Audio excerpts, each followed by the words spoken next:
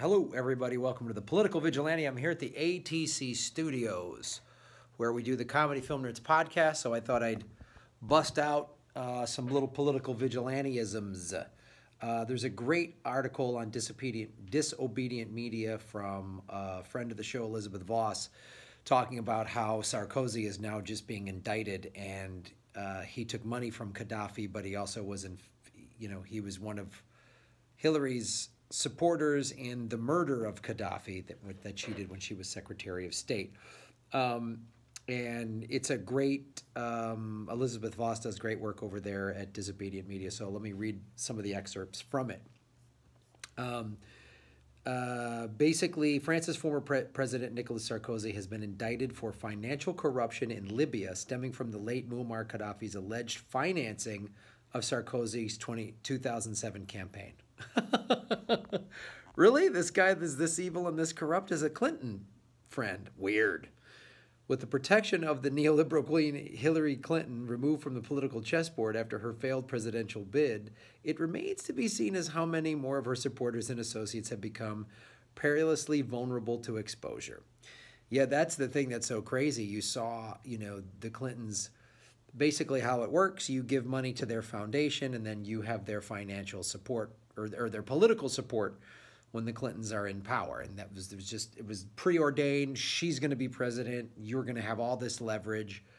Dump all this money into the Clinton Foundation, and President Hillary will take care of you. Right? That was the deal. It worked for her husband when he was president. Then she went from senator to Secretary of State to next in line for the White House. So it was like, what a great investment. It's a great deal if you're like the Saudis or Raytheon or ExxonMobil or any of those people.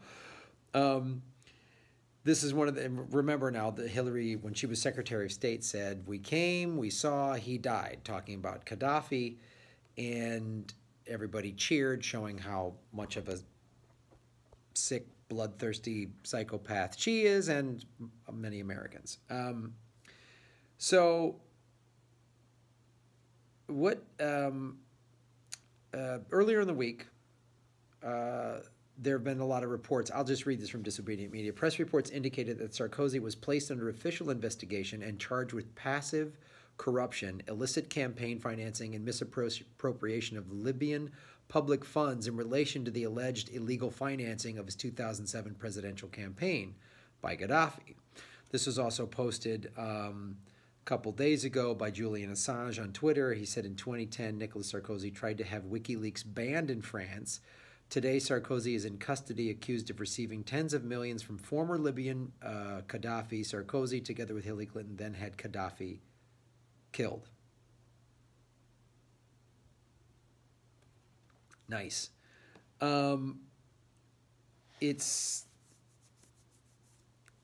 It shows you how gnarly this is, and when anybody says Julian Assange is a Russian puppet, he just exposes how awful those that are in power really are. And when he, is exposing Bush and those war crimes, then, he's a hero of the left. When he exposes how awful Obama was and then Hillary Clinton, then, oh, he's a Russian stooge. You see how that works, how quickly it changes? So basically, the email chain reveals that Gaddafi's government held 143 tons of gold and similar amount in silver valued at more than $7 billion. The email exchange goes on to state that the gold was intended to be used to establish a pan-African currency based on the Libyan golden dinar. This plan was designed to provide the Francophone African countries with an alternative to the French franc. Boom. Anybody that opposes the American, the US dollar, the petrodollar, or the franc, they get murdered immediately. They get murdered. That's how this works. So the WikiLeaks document goes to describe how French intelligence officers discovered this plan and that it was a factor which influenced Sarkozy's decision to commit France to the attack on Libya, along with the following points. A desire to gain a greater share of Libya oil production, increase French influence in North Africa, improve his international political situation in France, provide the French military with an opportunity to reassert its position in the world, address the concern of his advisors over Gaddafi's long-term plans to supplant France as the dominant power in Francophone Africa. See how crazy these people are? See how awful this is? And this article, which is a very detailed one, the Disobedient Media goes into great detail. It just shows how corrupt everybody is. And it's always the same. It's always, you notice, it's always the same. It's easy to connect the dots once you start paying attention, right? Anytime any of these Middle Eastern leaders, and Gaddafi did awful things, but so is our government. So is the French government.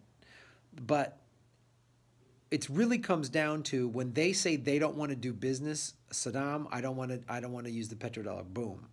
Assad in Syria, sorry, boom. They're taken out. They're taken out. So let me read this final paragraph here. Sarkozy's indictment speaks to an audience much broader than France. It is relevant to war-ravaged Libya, to the families of Chad preyed upon by Zoa's Ark, and to Sarkozy and Clinton's shared hatred of WikiLeaks. Sarkozy's downfall sends a reverberation through the geopolitical landscape that suggests the Clinton political cabal is finally giving way, tumbling piece by piece. This is good news. We need to hold them accountable because this is how awful the Clintons and their friends are. They're awful. They're not good. And talk to the people in Haiti. And when this happened, we got Gaddafi out of there. We murdered him. It was now that country, there's slavery happening in Libya because we went in there. Anytime we go into help to regime change, it's mayhem. And we never go in to actually make things better for the citizens. We go in for money, for oil. They won't do our bidding. We want their resources. And then we always make things worse. And it's good to see Sarkozy get his comeuppance. And hopefully people will finally realize how awful the Clintons are. And anyone that's connected to them. So they then go, oh, wait a minute, maybe Kamala Harris. No, not Kamala Harris. Get real progressives in there. Get Nina Turner in there.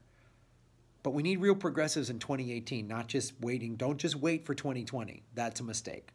So thank you for watching the show and supporting independent media like this. So support this show on Patreon and also support Disobedient Media because they're doing good work over there. Thanks for watching.